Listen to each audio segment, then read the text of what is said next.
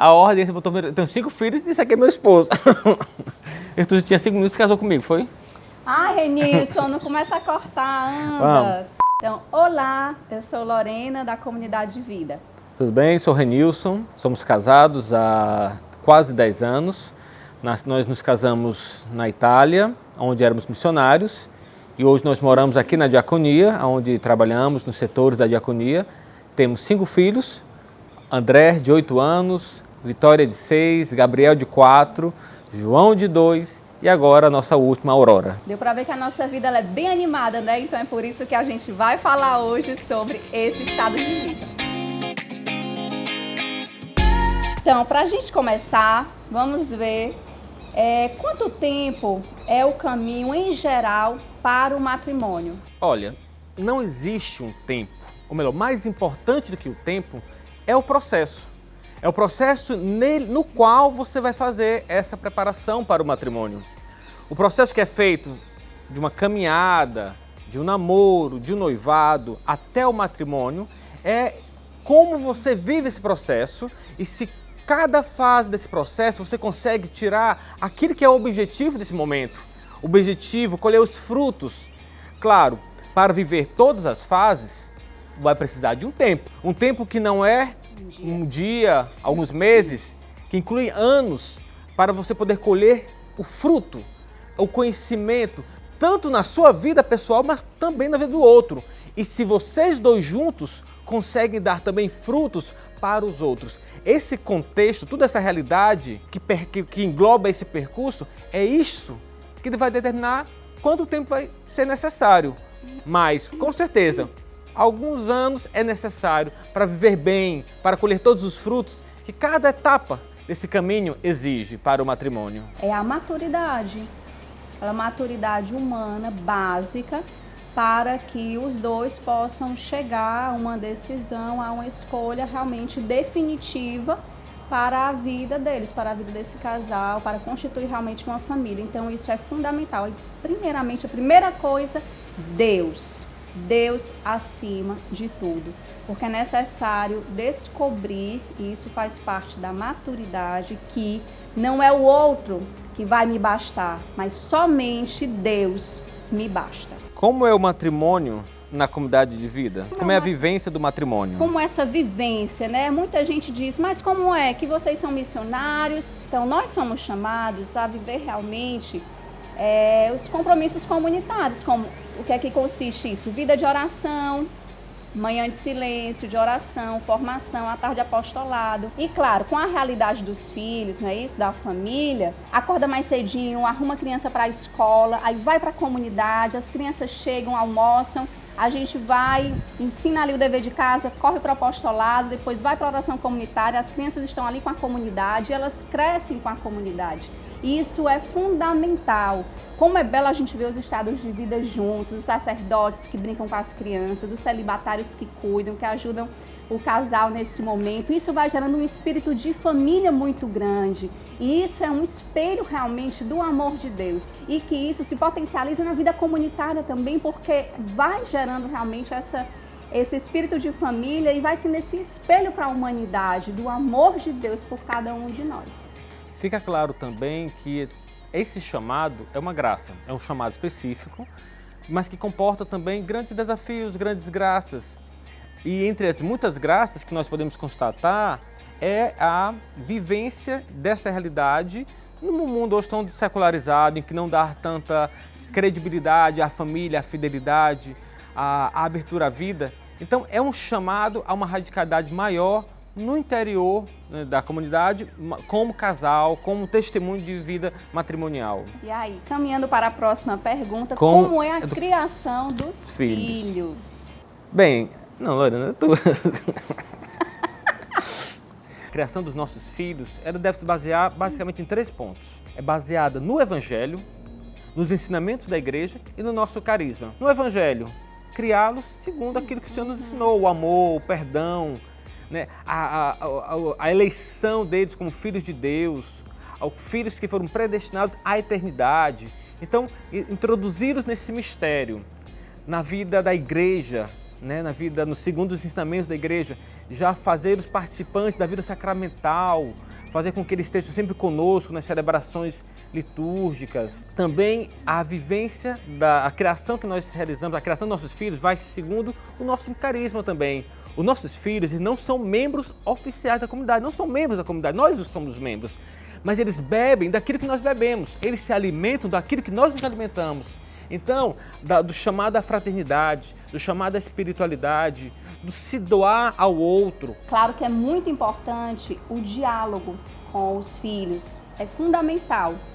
Mas eu percebo que as crianças, claro, elas acolhem, né, aquilo que elas escutam, mas eu percebo que existe uma força muito maior naquilo que elas veem. Então, o testemunho é muito forte, né?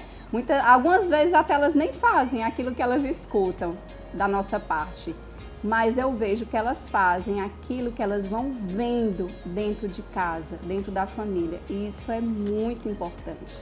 Então, qual a importância, continuando o nosso bate-papo, a importância do matrimônio para os tempos de hoje? O matrimônio santo, né? Qual a importância de um matrimônio santo? O matrimônio vivido, ele já é santo, né? Olha, para um matrimônio existir, subsistir, ele tem que ser santo. Não tem como persistir um matrimônio no qual Deus não é o centro. Nós nos acostumamos a ouvir de que o homem não pode separar aquele que Deus uniu. Mas podemos dizer além disso também, aquele que Deus une, o homem não pode separar. Então, quando Deus não está, não há mais aquele que é o elo de união entre os dois. Então, é fundamental para que um matrimônio persista e subsista, que Deus seja o centro, que Deus seja o alicerce daquela família. Porque naqueles valores, hoje particularmente na situação, na sociedade atual, com o hedonismo, com tanto secularismo, todo esse relativismo que nós conhecemos, se Deus não for o alicerce, a base daquela família, ela corre sérios riscos de não subsistir, de não persistir no seu caminho. Se Deus é essa base, a família subsiste, cresce e você vai gerando filhos sãos, filhos chamados à santidade. Um matrimônio santo, um matrimônio em Deus, pode gerar também filhos santos, filhos em Deus, mas Deus tem que ser o centro daquela família. Quando nós saímos de casa, é muito interessante, a gente percebe no olhar das pessoas como atrai. Primeiramente, nós percebemos, primeira reação é um espanto, as pessoas se espantam quando vem uma família assim, né? O casal, aqueles 5 filhos na missa ou em um lazer, mas ali felizes. Primeira coisa, as pessoas se espantam, mas depois eu percebo que vem uma admiração. E inúmeras vezes, posso dizer praticamente todas as vezes que nós saímos, sempre as pessoas se aproximam para nos perguntar algo. Como na mentalidade do mundo, principalmente nessa área, os médicos chegam para mim, para nós dois, e dizem, mas para que mais filho? Parem com isso, e se incomodam realmente, dizem, mas por que você não toma anticoncepcional? Mas por que você não faz ligação? E por que você não evita? E eu digo sempre, essa é a nossa opção de vida. Mas vocês são felizes? Sim, nós somos felizes. E quando eles veem também a felicidade das crianças, dizem, meu Deus, é possível. E nós podemos dizer como casal, como família, é possível. E na verdade não somente é possível, mas é assim. E digo mais, Deus tem um projeto para cada família.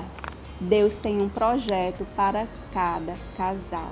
E acolher esse projeto de vida com suas graças e desafios é um caminho de felicidade. E a quinta pergunta é, quais são as graças e desafios de viver esse chamado dentro da comunidade de vida? E particularmente eu acredito que não existem graças e desafios, porque nós escolhemos dos desafios as graças. E uma das maiores graças e desafio que nós vivemos primeiramente, é o viver para o outro.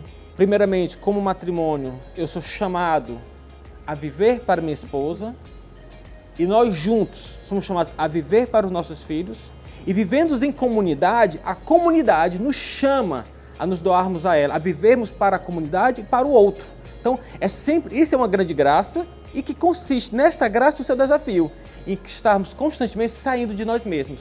Eu que sou chamado a sair de mim para minha esposa, nós para os nossos filhos e a nossa família chamada a sair de si para a comunidade. E aqui se encontra uma das características que a família na comunidade Shalom é chamada a expressar, a abertura. É no chamado à abertura que nós somos chamados a abertos, nos darmos e acolhermos. Acolhermos a comunidade, os irmãos, acolhermos a humanidade que sofre. Então, graça e desafio são muito interligados. Estarmos abandonados nas mãos de Deus, que é também um grande desafio. Sabermos que nós estamos constantemente à disposição da comunidade para o que ela quiser. Nós estamos morando agora aqui na diaconia, mas até 6 meses atrás, por 10 anos nós moramos na Itália. Nossos filhos cresceram, estudaram na Itália e tivemos que largar tudo com nossos 4 meninos e 1 na barriga para virmos aqui. E tudo isso é o estar nas mãos de Deus, confiando de que é Deus quem cuida. Isso é uma grande graça. É um desafio pela nossa fraqueza, pelos nossos limites, mas é aí que se esconde a beleza de nós também vivermos outras graças, desafios que são a vivência da castidade, da pobreza e da obediência, a qual somos chamados também como consagrados.